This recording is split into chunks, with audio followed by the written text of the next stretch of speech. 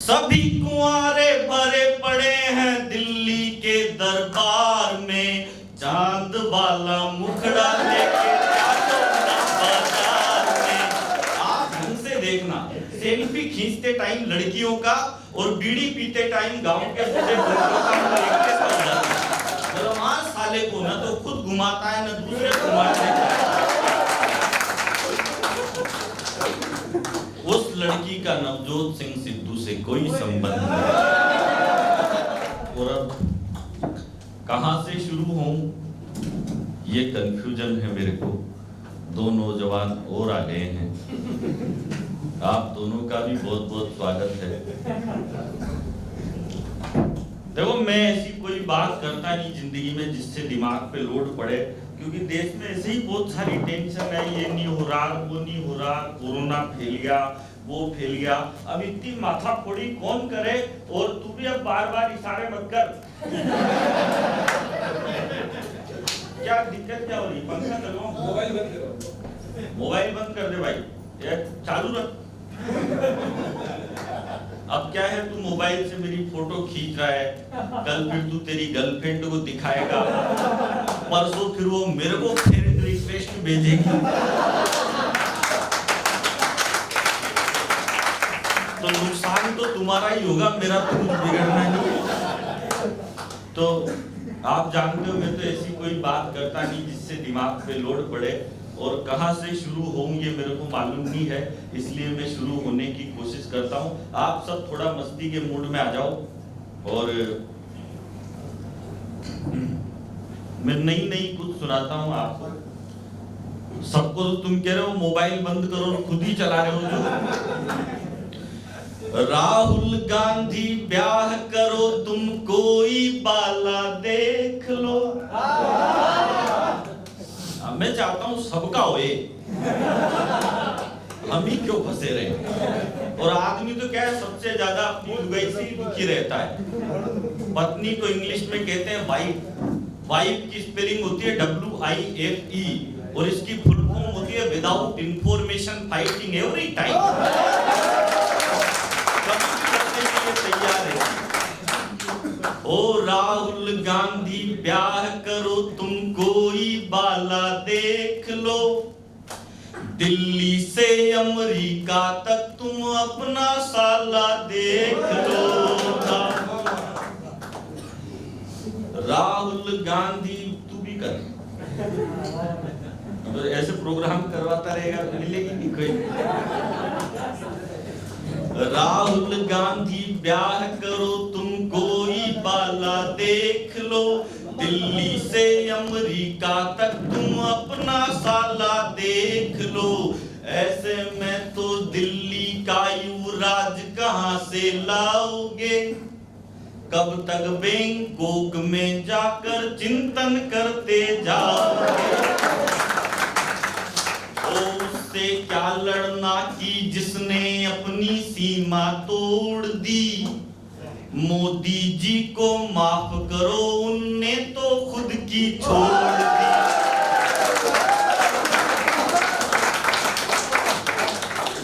उससे क्या, देखो मैं किसी भी राजनीतिक पार्टी का आदमी नहीं हूं, न मैं बीजेपी का हूं, न मैं कांग्रेस का हूं। मैं केवल मेरी लुगाई का आदमी हूं।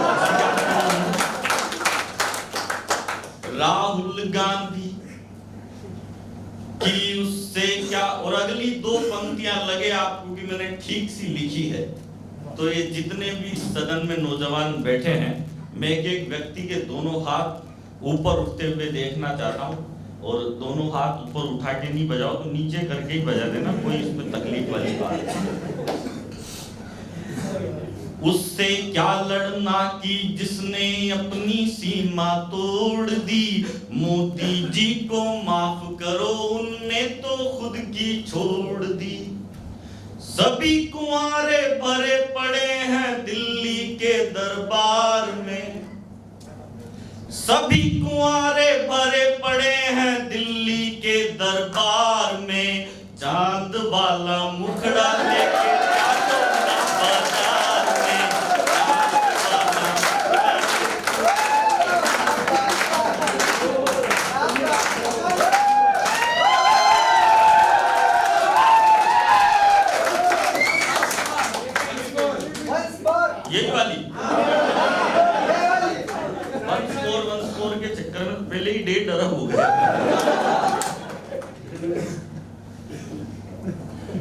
हो उससे क्या लड़ना की जिसने अपनी सीमा तोड़ दी। मोदी जी को माफ करो उनने तो खुद की छोड़ दी। सभी कुंवारे भरे पड़े हैं दिल्ली के दरबार में। सभी कुंवारे भरे पड़े हैं दिल्ली के दरबार में। चांद वाला मुखड़ा लेके चलो ना बाजार में। चांद वाला मुखड़ा लेके चलो ना बाजार में। कि खून से लिखे थे खत शाही का काम नहीं था। उसके सिवाय और कोई नाम नहीं था। मैं आज आपको ऐसी ऐसी सुनाऊंगा जो आपने सुनी नहीं होगी मेरे से। वरना हंसाने की तो मेरे पास बहुत सारी बातें अभी कर ही दूंगा। मैं तो भाई साहब इतनी टेंशन की कोई बात करता ही नहीं है। तू कैमरे को ये टिका टिका ही कैसे?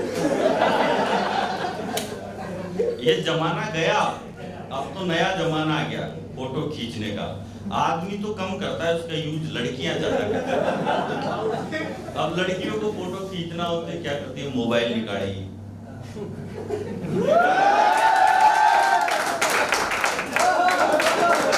आप ढंग से देखना, सेल्फी खींचते टाइम लड़कियों का और बीड़ी पीते टाइम गांव के बूढ़े बुजुर्गों का मुंह एक जैसा हो जाता है। वो एक लड़की ने तो मेरे को फोन किया, बोला सर मेरे साथ बहुत प्रॉब्लम है, मेरी स्किन बहुत सॉफ्ट है, बहुत नाजुक है और ठंड का टाइम आ गया तो क्या लगा के सोऊं। मैंने कहा देवी कुछ लगा मत लगा लेकिन कुंडी जरूर लगा के सोना। हमारा बहुत खराब चल रहा है, बहुत सारे डेरे वाले बाबा पैदा हो रहे हैं।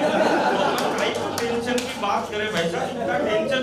आजकल ऐसा जमाना चल रहा हो, मुंबई की चौपाटी पे एक लड़का अपनी गर्लफ्रेंड के साथ घूम रहा या लड़की अपने बॉयफ्रेंड के साथ घूम रही। बात तो कैसे भी करो। तो उसको हस्बैंड ने देख लिया, तो हस्बैंड देखेगा लुगाई को दूसरे के साथ तो उसको तो मिर्ची लगनी तय है। आप तो समझ ही रहे होंगे बात, आपने तो लुगाई की इतनी व्यथा सुनाई थी। पर तुमने ये कहा 2005 में ब्याह हो गया था, इतनी तो एज नहीं लग रही यार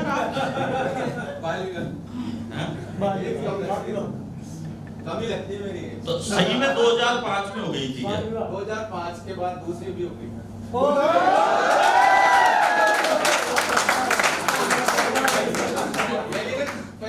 कर दिया था सर, इसलिए दूसरी करनी पड़ी। बहुत बढ़िया, अब दूसरी को तुम पीड़ित कर। तो कहाँ था मैं भूल गया।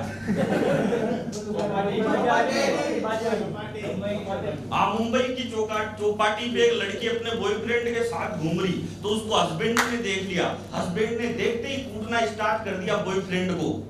तो लड़की ने अपना पाला बदल लिया, वो उसके साइड में हो गई। बोला मार साले को। खुद की लुगाई को तो घुमाता नहीं है और दूसरे की लुगाइयां घुमाता फिरता है। तो ये देख के बॉयफ्रेंड को भी जोश आ गया, उसने हस्बैंड को उल्टा कूटना स्टार्ट कर दिया। तो लड़की उसके साइड में हो गई। बोला मार साले को, ना तो खुद घुमाता है ना दूसरे घुमाता है। उस लड़की का नवजोत सिंह सिद्धू से कोई संबंध नहीं कि खून से लिखे थे खत शाही का काम नहीं था। उसके सिवाय और कोई नाम नहीं था। उसने हमारे प्यार को पागल समझ लिया, खुद को किसी की आंख का काजल समझ लिया। उसने हमारे इश्क का ऐसा सिला दिया, अमीर बॉयफ्रेंड से हमको मिला दिया। उसने हमारे इश्क का ऐसा सिला दिया, अमीर बॉयफ्रेंड से हमको मिला दिया। बोली ये मेरे नाज व नखरे उठाएगा, मेरे लिए 2 वक्त की रोटी जुटाएगा। मम्मी भी तुमसे शादी को तैयार नहीं है, ये मिलन मेरे डेड को स्वीकार नहीं है। भैया से भी तुम्हारी राम राम नहीं है, कहते हैं उसके पास कोई काम नहीं है। उन पत्थरों के बोझ को सह कर के आ गए, उसको वहीं पे बेवफा कहकर के आ गए। उन पत्थरों के बोझ को सह कर के आ गए, उसको वहीं पे बेवफा कहकर के आ गए। अब सोच लिया उस पे एतबार क्यों करूं, मैं फिर से किसी बेवफा से प्यार क्यों करूं।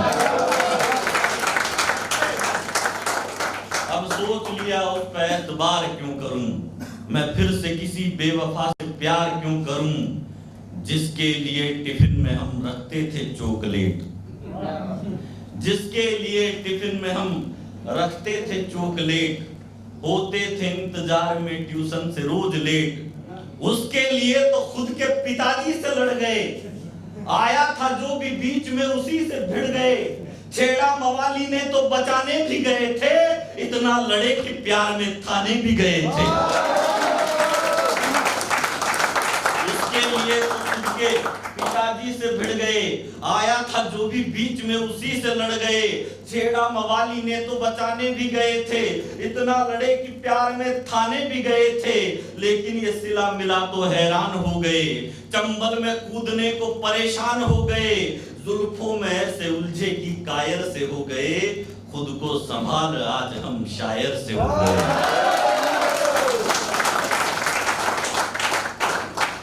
जुल्फों में ऐसे उलझे कि कायर से हो गए, खुद को संभाल आज हम शायर से हो गए, मैं खुद पे यार जुल्म बार बार क्यों करूं, मैं फिर से किसी बेवफा से प्यार क्यों करूं।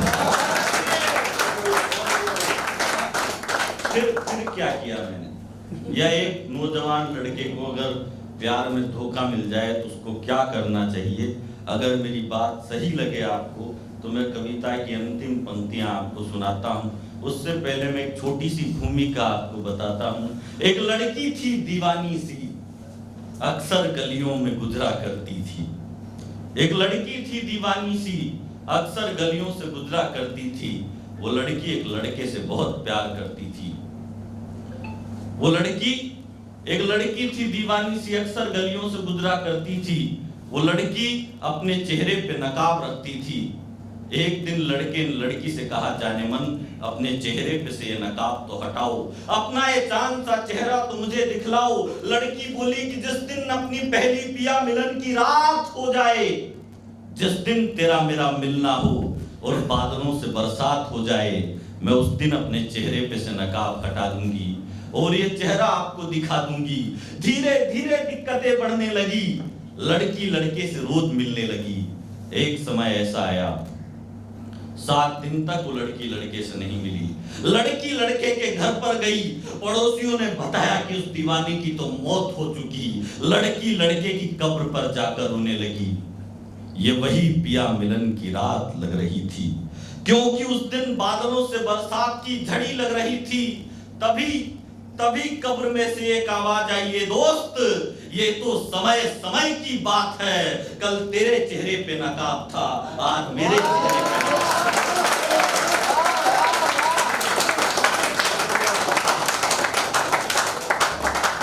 ये तो समय समय की बात है, कल तेरे चेहरे पे नकाब था, आज मेरे चेहरे पे नकाब है। और मैं कविता की अंतिम पंक्तियां आपको सुनाता हूं कि जाहिल था मैं, माँ बाप की सेवा न कर सका।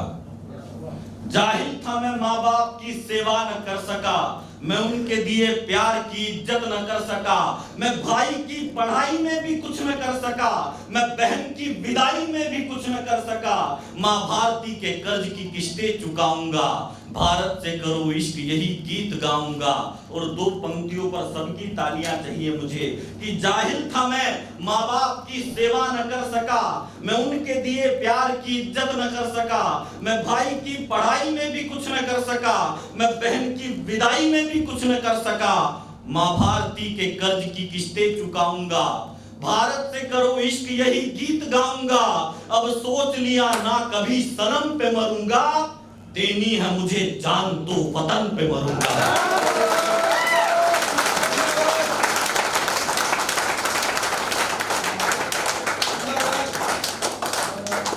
अब सोच लिया ना कभी सनम पे मरूंगा।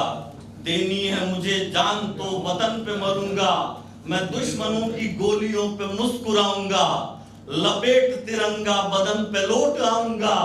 मैं चाहता हूं दुश्मनों को मार कर मरूं। मैं फिर से किसी बेवफा से प्यार क्यों करूं। और मैं चाहता हूं कि 2-3 और कविताएं आपको सुनाऊंगा, लेकिन मैं चाहता हूं पहले और नौजवानों की भी कविताएं सुन लेते हैं। दरअसल ये प्रोग्राम कराने का मानस मेरा ऐसे हुआ कि मैं तो खुद की वीडियो रिकॉर्डिंग कराना चाहता था कि 2 साल में मैंने जो लिखा उसकी रिकॉर्डिंग हो जाए। तो फिर मैंने सोचा यार इस बहाने बहुत सारे नौजवान कवि हैं, उनको भी मौका मिल जाए। तो फिर मैंने कुलदीप विद्यार्थी से कहा, मैंने कहा यार ऐसा कुछ करते हैं। तो कुलदीप तैयार हो गया।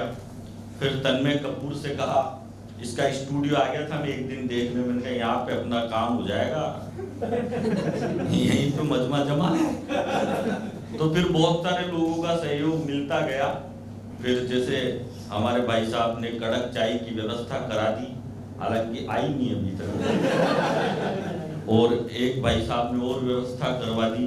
तो ऐसे सिलसिला जुड़ता गया। मैं तो ये चाह रहा था कि केवल कोटा के लोग आएंगे, लेकिन बड़ा अच्छा लगा कि एक भाई तो चित्तौड़ से आया।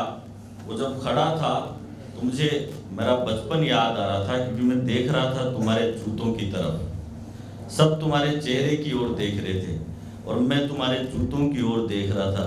उसके जूते फटे हुए थे। तो मेरे भाई ऐसे ऐसे लोग आए तो बड़ा अच्छा लगा, और मैं आपको बहुत धन्यवाद देता हूँ कि आप इतनी दूर से आए, जूते खरीदने के बजाय आप यहाँ पर आए। और एक भाई झुंझुनू से भी आए हैं, कोई मुंबई से भी आए हैं। तो ये तो बहुत दूर दूर से आ गए लोग। तो हम चाहते हैं कि ये प्रोग्राम अब निरंतर ऐसा चालू रखेंगे, इसको करते रहेंगे और नए नए कवियों को, नए नए कलाकारों को मौका मिलता रहे।